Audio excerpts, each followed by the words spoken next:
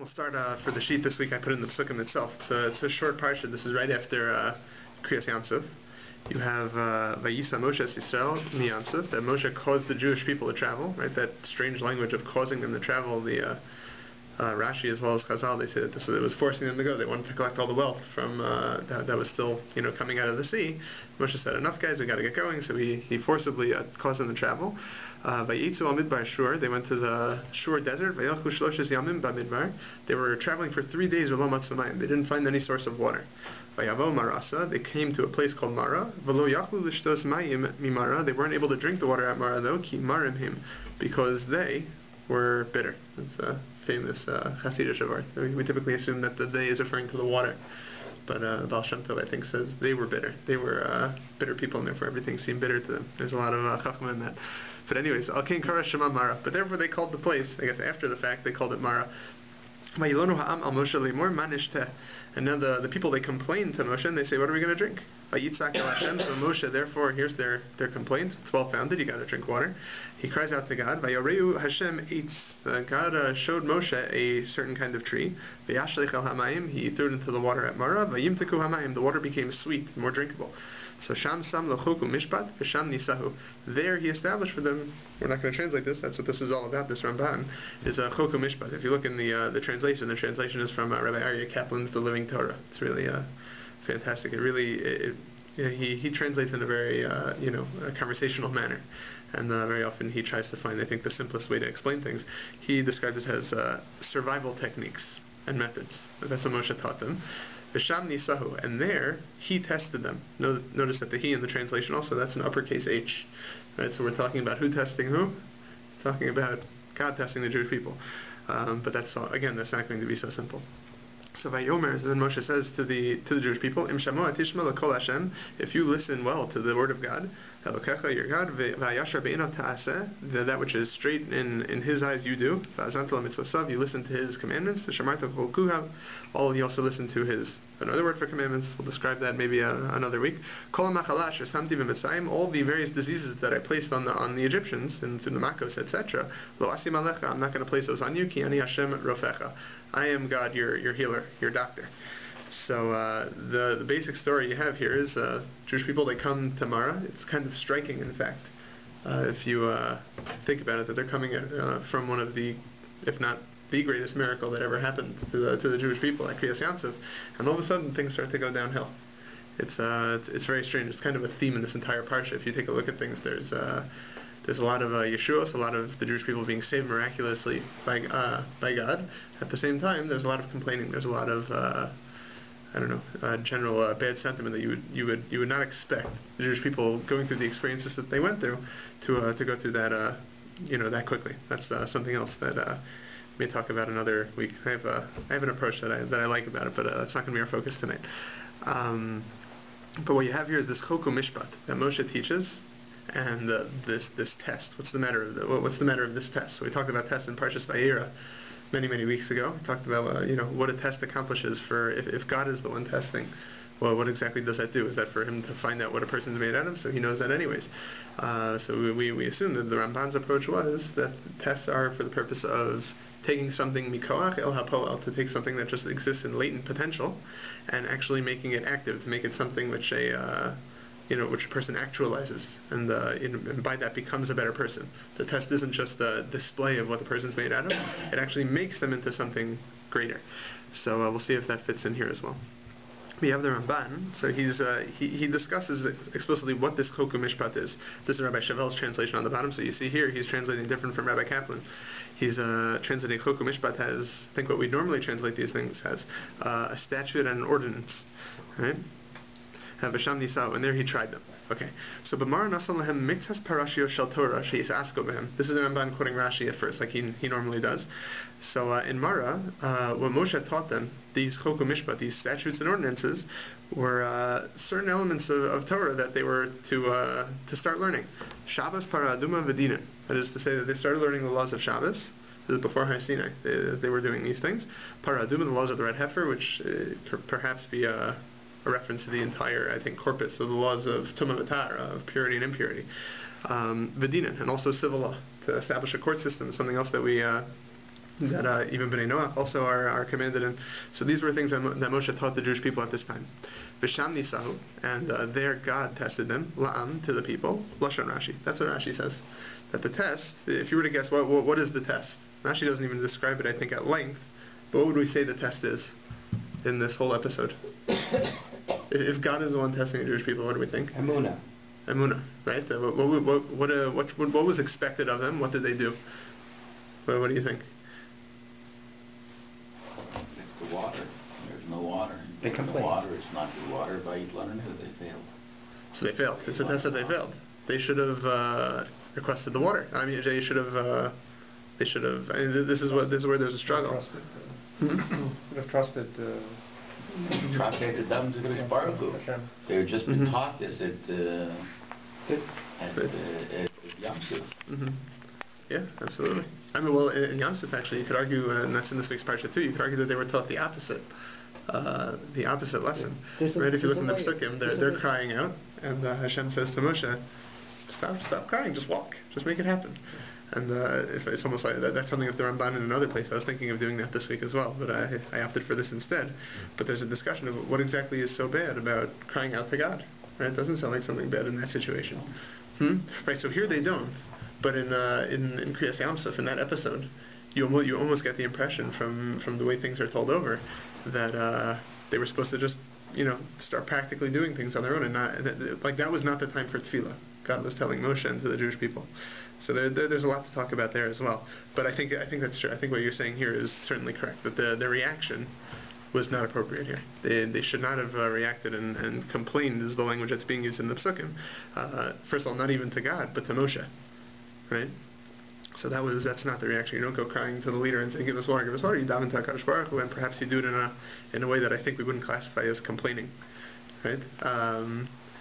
You have Hasidic stories where various Rabbanim they spoke to God in a way that's almost like a chutzpah, right? And we view that as having some kind of charm to it. But in general, the principle is that when you want to speak to God, there is a certain trepidation that you approach Him in, a certain sense of respect, and that's not what they're doing. They're not even doing it to God; they're doing this to Moshe. But there's a complaining. There's a kind of a kvetch in the request, and it's not coming from a good place. So that's the simple idea of what the test would be, and that's apparently what Rashi thinks. So but it's because Rashi does not believe in the ordering of language. How so? It comes machar, and it comes afterwards. How does that play? Oh, I mean because the test is mentioned afterwards. Yeah, it comes afterwards. So you want to meaning. I mean, I would argue that irrespective of the reordering, which is something we're going to get to, I think, in a few parshias. That's a big theme that the Ramban and Rashi argue about, whether there's ordering in the Torah or can things be out of order. But in any event, I think here it's describing. Nisa et Abraham begins with the language. Nisayon is coming. Where's the Nisa? So right, but when you have it in the same paragraph, and in the very next sentence it says that's where he tested them, right? I think it could certainly be referring to the previous verse, no? It's linked to the Chakum Mishpat B'Sham Nisau. Right, so that's going to be a point that we're going to pick up on. That if you want to perhaps take the test in a different direction. It's a derogatory term that they're called Ha'am. That's another thing that comes out in this week's Parsha of the Ramban. If you look in another place, I think also in the Kriyas Yam Suf it shows a lack of respect, a lack of...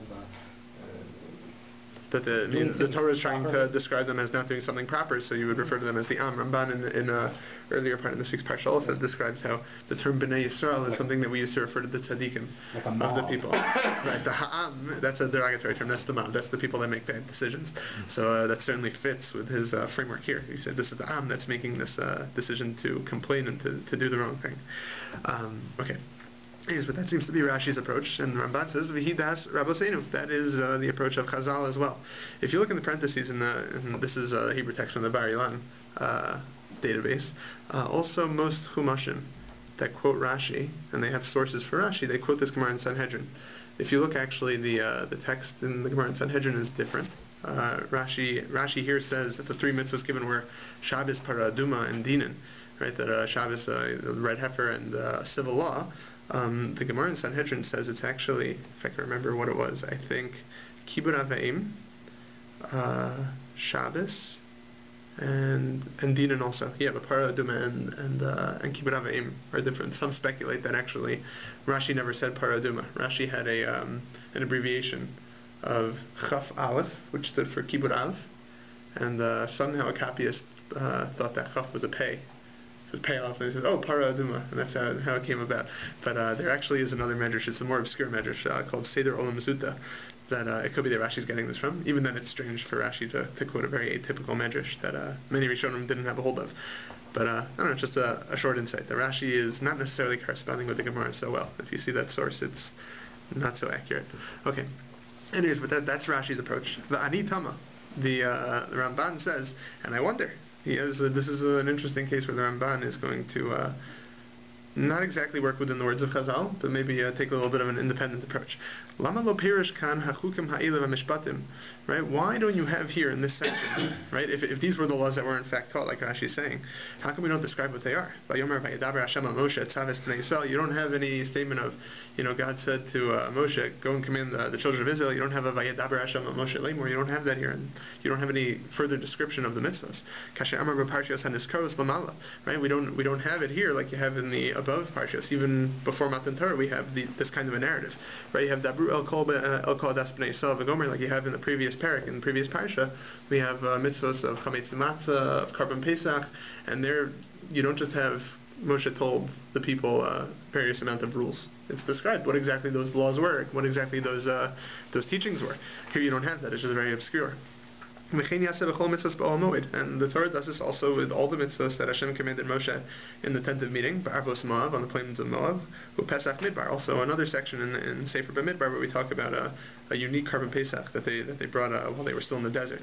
So you have in all those situations when there's a commandment given, what that commandment is described. You don't have that here. So he starts to offer an answer right now. So Velashon Rashi, and again working within Rashi's assumption that these three things were taught, whatever they are. Velashon Rashi shamar parashio sheyisasku b'hem. When Rashi tells you that there were certain PARSHA, certain sections of the Torah that they were working on, it implies that Moshe taught these laws to them, and he taught them as follows: God in the future will command you in these matters. Just like Avram Avinu learned the Torah. I mean, this is connecting back to what we learned in Parshas Toldos also many weeks ago. Right? What does it mean when we say that the Avos kept the Torah? So Ramban's preferred approach, right, is one that maybe you'll have some difficulty working out in terms of all the details. But the Ramban, he prefers to say that Avram and as well as the other Avos knew the ideas of the Torah through Ruach HaKodesh, at least the laws, and that they learned those things and they kept them as people who were keeping the Torah but not actually commanded in it. Just like nowadays, if a woman chooses to shake a lulav, right, she's not commanded in it, she doesn't have to do that mitzvah, but if she chooses to do so, it's a meritorious thing. So we'd say the Avos, they kept the Torah as people that weren't actually commanded. So the Ramban is suggesting here also that what you have is when Moshe taught these laws to the people, it was taught in a manner in which it wasn't actually binding on them yet.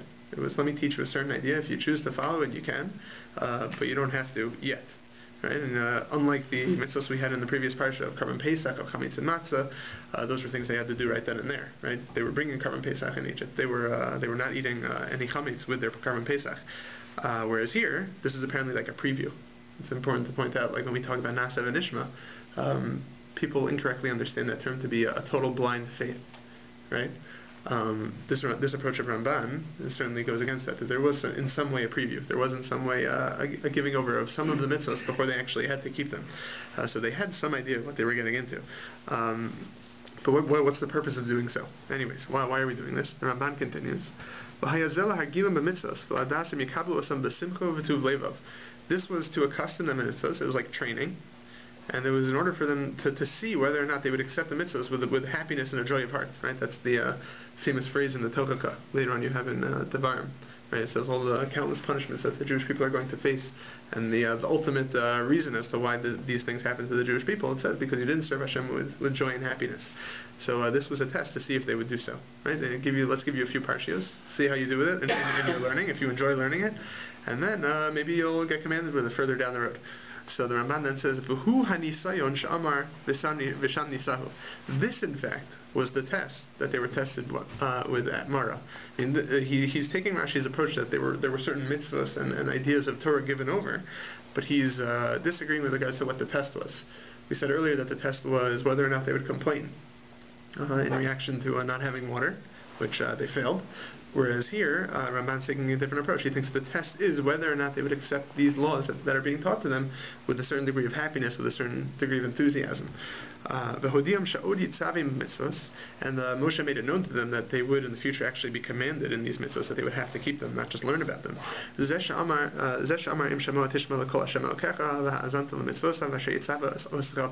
And that's what's in the intention of the last pasuk in the parsha of Chavav. Right? If you look, then Moshe starts talking about if you obey the Lord your God, etc. What Ramban thinks that's referring to is after being taught these lessons, now Moshe is saying, by the way, this is going to be binding on you very soon. So now if you know that right now it's not, but start learning them well. You can't just start keeping Shabbos at the drop of a hat. There's a lot of learning to be done beforehand. So he's saying you're going to have to keep these eventually, and once that obligation kicks in, there's going to be important consequences. You'll get rewarded and punished to the extent that you keep these mitzvahs. That's the first idea that the Ramban does. He does that sort of within Rashi's approach. And it reminds me of another comment of one of the he's an Akron actually, the Kli Yakar, Rabbi Lunchit. So he has a comment to this week's parsha with regards to the man. It just reminded me of it. I think it's a phenomenal idea. It's something that one of the Rosh Yeshiva of YU, Rabbi Yonasan Sachs, who might be coming here I think in a few weeks actually. He likes to tell this over to his Talmidim before vacation starts in Yeshiva. He likes to tell over this Kli Yakar.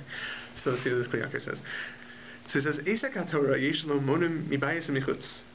Working in Torah and learning, it has its obstacles both within and without. Mibayis, from within, hu mitzad ma'achalim gasim, that's from overindulgent foods.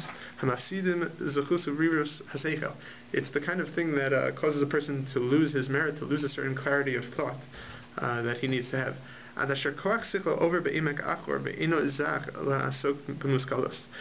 the point where it weakens the person's mental energy. It puts him in a dark valley, so to speak. He's not able to get involved in learning. And this is the reason, in fact, right? The fact that food weighs you down. It's one of the Shabbos is meant for learning in the afternoons, but one of the biggest obstacles is the chalent. You got that heavy chalent that just makes you want to just pass out. So because of that. That's why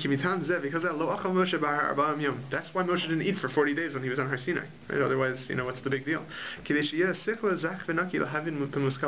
that his mind would be clear and pure, so that he could grasp the deep mental concepts that he was going to be learning with God. And you have also the Torah tells us in that whole Har Sinai episode that you have the cloud took Moshe in. And the cloud was there for 6 days. From Chazal, the rabbis describe what the function of this cloud was in the Gemara and Yoma. They say, this was for the purpose of expelling, of purging the food and drink from within him. So that's one approach. There's one obstacle to learning. The Kli Yakar explains is that a person can be weighed down by the food he eats, by the things which he has. Externally, there's a threat to learning as well. It's the things that are on the other side of the river, so to speak. But over there, this person has to pass over seas and rivers. He's running all over. He's going to make a parnasa. He's trying to make a living.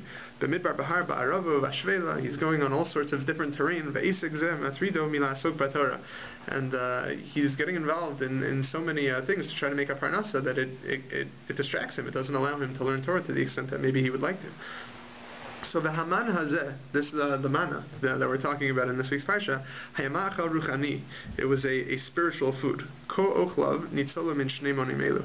Anybody that ate this food, they were saved from these two obstacles. Hin mi bachutz. So from without, right? The obstacle that we talked about having to run after parnasa. Ki lo hayu tzrichen lachzar acharav. You don't have to run after the man. Ela kol echad masim zonasav b'chol yom pesach oholo. The person would find it in front of his doorstep each and every day. Hein mi b'fnim, and then the obstacle from within, right? The heavy chalent, that problem. Ski hayamachal machal zach v'naki mikol pasolas. The food, the man, it was something that was clear and pure of all, extraneous, non-nutritional material. The Chazal kara'uhu lechem abirim. The rabbis referred to this as the bread of the mighty. Shemalachi asheris ochlonoso. That the ministering angels, they would eat the man, so to speak. Even though the angels don't actually eat food, as we know. Nevertheless, they are sustained by a certain radiance of God.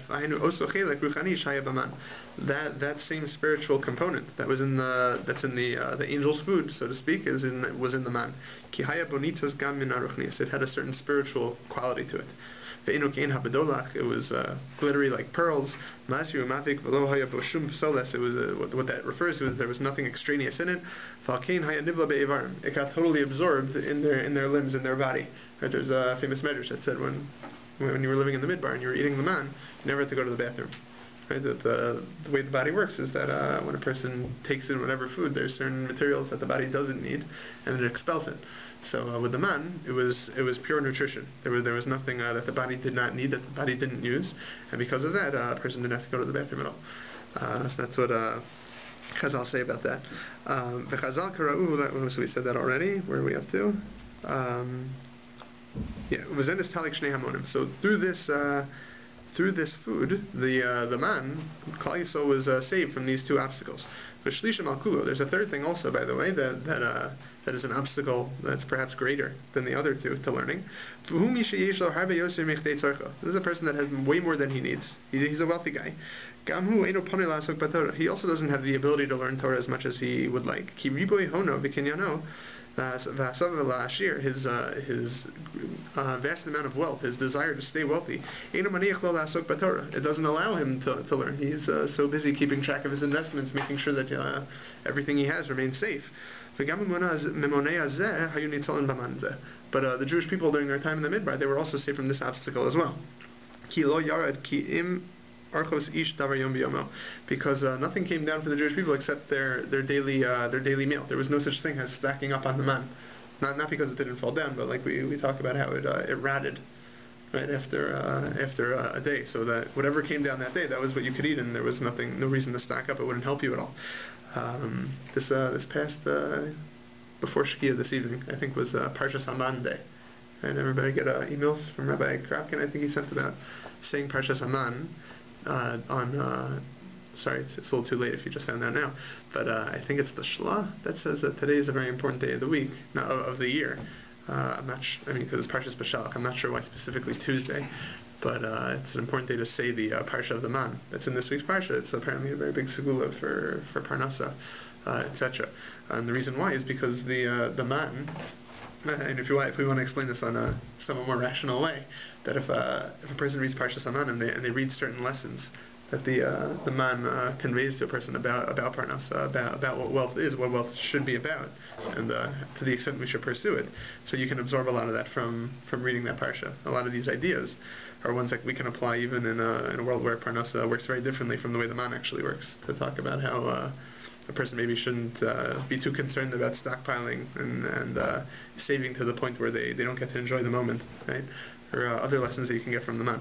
But forget the mashal that it provides for us nowadays, but the actual reality that they had back then, it was a perfect opportunity to not have any obstacles in the way of their learning.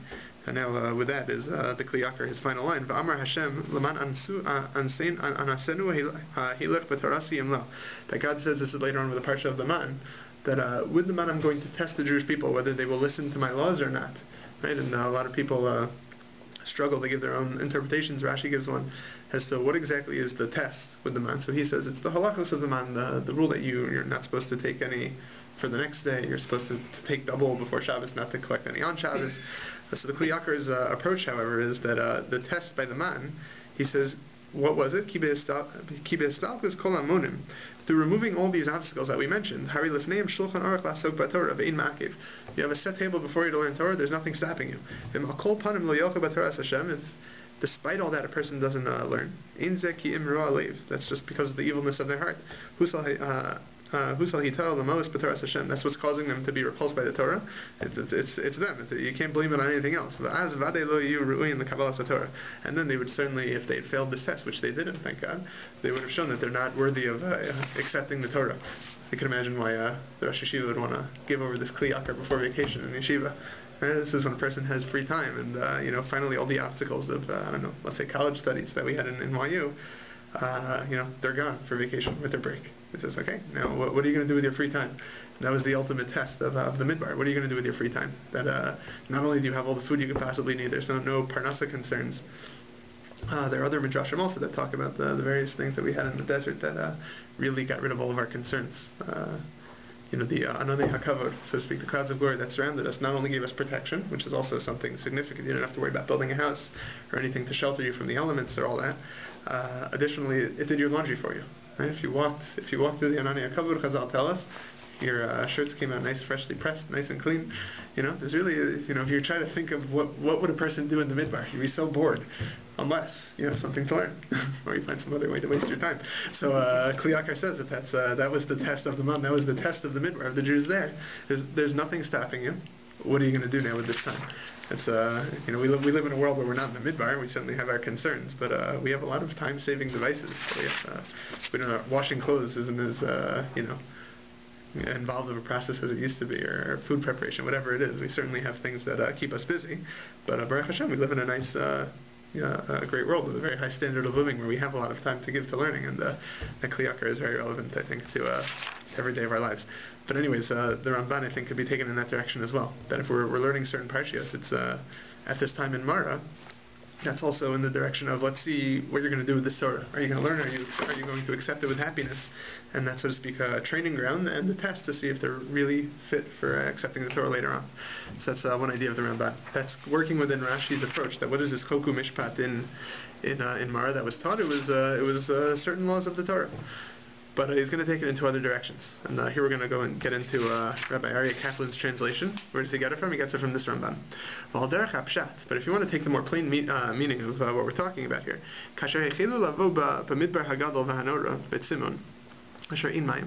when they're coming, you have to keep in mind, the Jewish people right now, they're coming into a desert. It's dry, there's nothing going on there. It's a very dangerous place to be.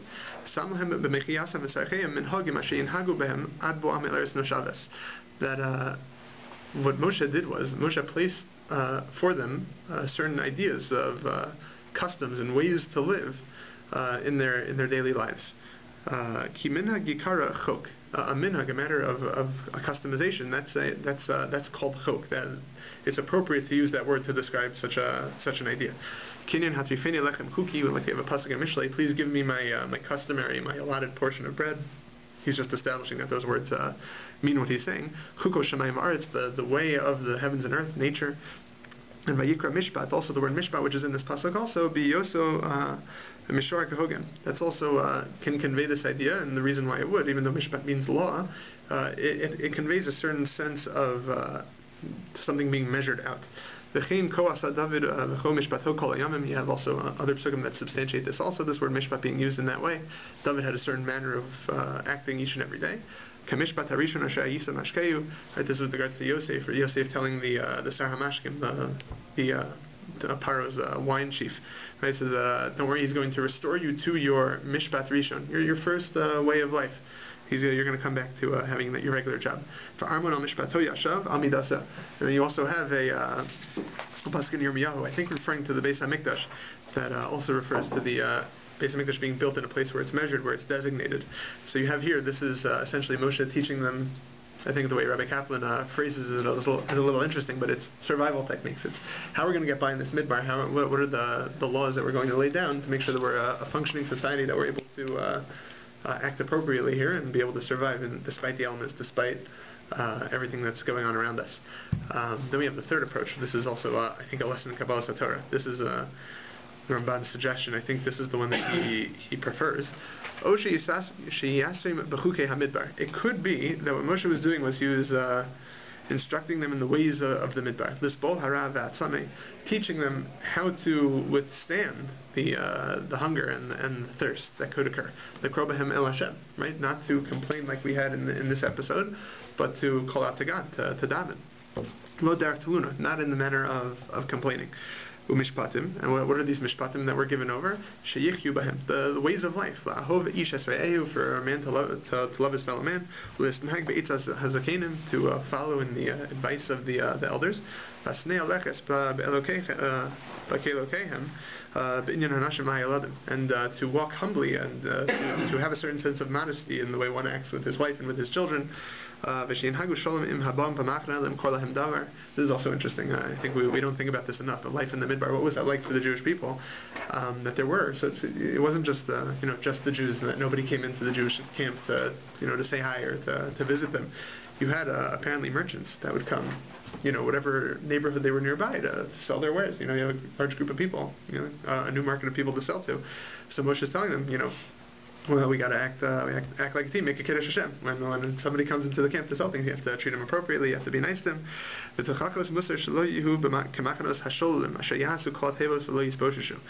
Moshe also gave them Torah, he gave them Musar, that they shouldn't be like a band of marauders that do all sorts of horrible things without any sense of embarrassment. It's like what we have when the Torah commands us later in Devarim. Right, that there's a commandment there that the soldiers of a Jewish army, when there's a war, they have to act with a certain sense of dignity. That you don't necessarily have that, particularly when an army is going to war and there's a certain liberty that's taken with, let's say, human life. So in the same way that could evolve into all sorts of bad behavior. And the Torah tells us at that time also you have to act in a very dignified fashion. That's specifically where the Torah tells us that a person, if he has to relieve himself, he has to go out to the field, he has to bring a shovel with him, he has to cover it, and make things nice and proper, and try to stay clean, try to stay appropriate, to have a sense of dignity. So the Ramban is suggesting that perhaps what Moshe is telling them right now is almost like the speech a teacher gives to the students before they go on a field trip. You're going out in the world, you have to make a kiddush Hashem, etc. We have to be nice and good and have derech eretz. That's what the Ramban is suggesting here. It's particularly telling that to do this now, right? Who's the parallel that the Ramban makes to, who else has taught these kind of things? The laws of, going to the bathroom in an appropriate way, those that we derive from armies going out, that applies to us in our daily lives as well. If you look in Shulchan Aruch, those are sources that we use in our daily life as well. But specifically the context that the Torah tells you is because that's a context where you wouldn't necessarily be dignified naturally. And the Ramban makes that parallel here, I think, to tell us an important lesson also. What we're dealing with is a people that just came out of Mitzrayim. We think of them as the Dor Day of being on a very high level, right? That might not have been the case at this point in time in Parshas Beshalach. And it's when we talk about how the Jews were on the 49th level of Tumah, right? When they were leaving Egypt, and they managed to grow to heights and heights that they were eventually able to be Makabel the Torah later on when they got to Har Sinai. But we're in between right now. They're not necessarily the most dignified people at this point. We have to realize that there was a certain need of behavioral change, perhaps, that Moshe had to let them know about before they could go on to the advanced levels that they would be. Something that I think it's important to talk about at the Seder also. You have, it comes up all over in our tefillos. In benching, a person says, you thank God for you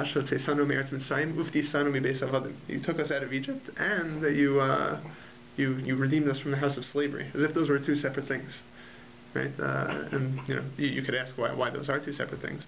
An approach I've heard from one of my Rabbi, Rabbi Marcus. He points out that historically nowadays you have a people that have Shotzei Sanmi Eretz Simon and perhaps not actually being out of Beis Avadim. You have people that can be free physically, in the sense of that there's no one stopping them, no one in control of their lives anymore. But at the same time, there's still a certain sense of a slave mentality, right? The way it was said over to me, and certainly this is it's not true of every African American in the world, but it's something in the way that they act that many of them are trying to put an end to. But there's a language that they've developed among themselves that they refer to each other, still using derogatory names. That for them it's not derogatory when they speak amongst themselves, but they use terms like that, which still conveys a certain sense of that's a part of their culture. That way of life that they had previously, that thank God they're not in anymore, but it's still nevertheless a part of their mentality. And this rabbi, he suggested that Uftisanami Beis Avadim is not just that you're leaving Egypt. That's one thing that we thank God about, but then also that you took the slave mentality out from us. That in addition to no longer being physically enslaved, we also have a certain sense of dignity that was bestowed upon us, and that could be what Moshe is doing right now. That could be what the Ramban is explaining, that there's a certain musar that had to be given to a people that just came out of a life of slavery, that they have to act in a more dignified manner than they had in the past. And that might be what's going on here. So then we continue. Now you have this by Yehoshua also, where he made a covenant with the people by Yom HaHu on that day that they're coming into Eretz Yisrael. Oh, this is already in Eretz Yisrael, my apologies. There, Yehoshua told the Jewish people, Choku Mishpat. You have that term used again. This isn't Yehoshua giving over the formal Torah that we have of laws and mitzvahs, etc. This was manners of accustoming themselves, ways of acting, ways of making a civilized country. Like the various things that Yehoshua enacted that the Chachamim mentioned. It's a Gemara in Bava Kama. I'm not so familiar with it, but there's certain very basic municipal laws that Yehoshua enacted with these people. It's things like that. And now it says Visham Yisahu. This is the kicker that the Ramban says, and there he tested them. That this is Moshe. This is referring to Moshe. Moshe led them on a certain pathway, she'in shamayim, that there was no water there. And he brought them, in fact, eventually after a 3 days journey, he brought them to a place. It sounds like Moshe is even running the show a little bit here. To a place of bitter waters. L'nisayon. It was to test the Jewish people. And you'll like this, Zev. We have Kemosha Amar Vayancha Vayirivecha V'lamanasoska L'hativecha B'acharisecha. This is what the Chumash and Devarim later on, in redescribing these episodes, it says that he might prove thee to do thee good in thy latter end. This was a test to see if you're going to be good later on. Now, I think you could actually read this Ramban as saying God is still the one doing the testing. Rabbi Shavel, whose translation we're working off of, he doesn't. He thinks that Moshe is the one running this test.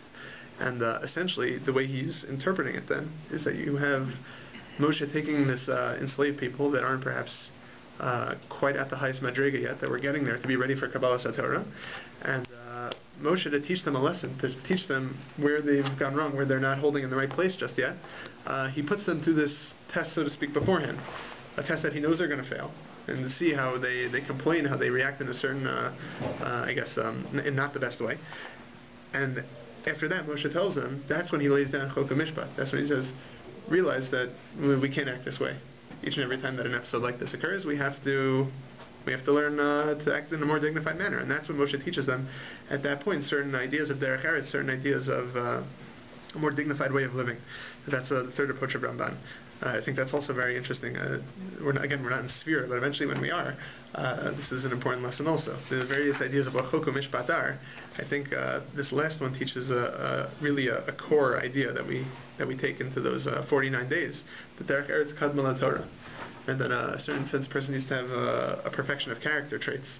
Internally, has to be a good person, a dignified person, in order to learn the Torah, in order to accept the Torah, to really internalize the additional values that it teaches us. You have just a few quotes that I think are core to the idea of good midos.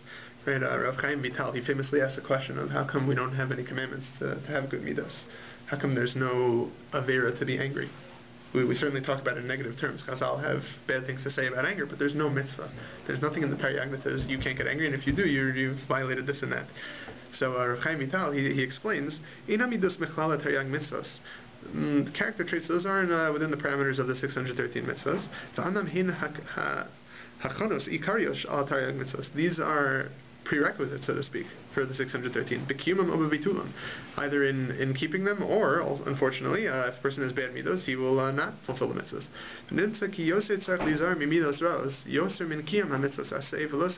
The person actually has to be more careful about what their midos are like, even more so than actually whether or not they keep the mitzvahs or not. If a person makes sure to refine their character to the point where they have a certain way of living, where they're good people, then the mitzvahs will be much more easily fulfilled. Right? When a person gets angry, that's really not a good time for a person's avodas Hashem. Typically, you can't daven in that mindset. You can't. You're not in the mood to do, all sorts of things that we're responsible to do, and that's not because you chose not to do the mitzvah per se, but the anger, it takes over a person's mind. Having that negative character trait is something that can really sway us one way or the other. It's not so much whether we know, intellectually whether a certain mitzvah exists or not, but emotionally, well, where are we holding? And that's something that Rav Chaim Vital says is a core. It's not just it's not a mitzvah because it's foundational to the mitzvahs. It's a prerequisite. I think Rav Elia Lopian, he describes in a mashal. He says that the midos, those are like the foundations of a building.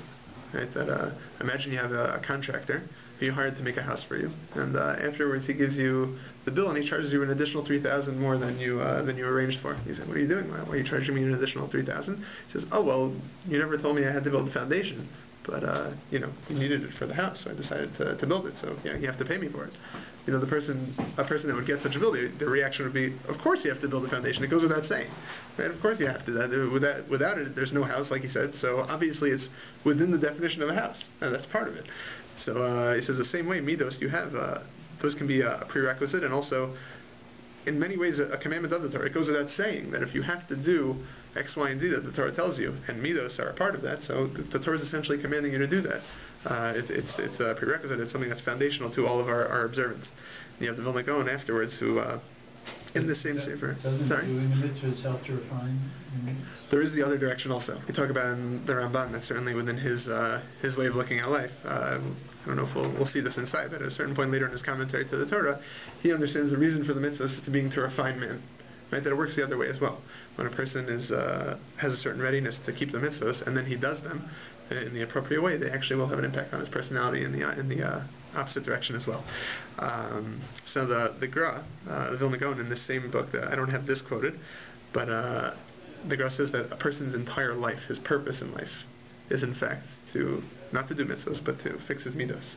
It would probably work along the lines of what we're saying. Why do I keep mitzvahs then? Because that's going to get you to that point, hopefully, if you're doing the mitzvahs in the correct way. But he then goes on to continue and say, Kol avodas Hashem toli b'tikun hamidos. All of avodas Hashem is about fixing one's character traits. Shem kamo lavush lahamitzvahs akoli haTorah. It's like clothing to mitzvahs and the ways of the Torah. V'chol hakatam mushrashim b'midos. All sins as well, those are rooted in negative character traits. When he describes character traits as the clothing, I think he means the outer expression of a person. Right? When I'm out in the world, what you see from me is not necessarily my insides or my soul in any way, but you see my clothing. The expression of mitzvahs is that a person comes to have positive character traits because of that. I think that could be what the Ramban is referring to. The reason why he might think that perhaps Koko Mishpat here, being taught at Mara, is referring to certain midah, certain ways of life that the Jewish people didn't have coming out of Egypt, is because that was a necessary step towards Kabbalah Satorah later, that they had to get a certain sense of derech eretz instilled within them that they might not have had coming out. And that will end. Okay. Thank you for coming.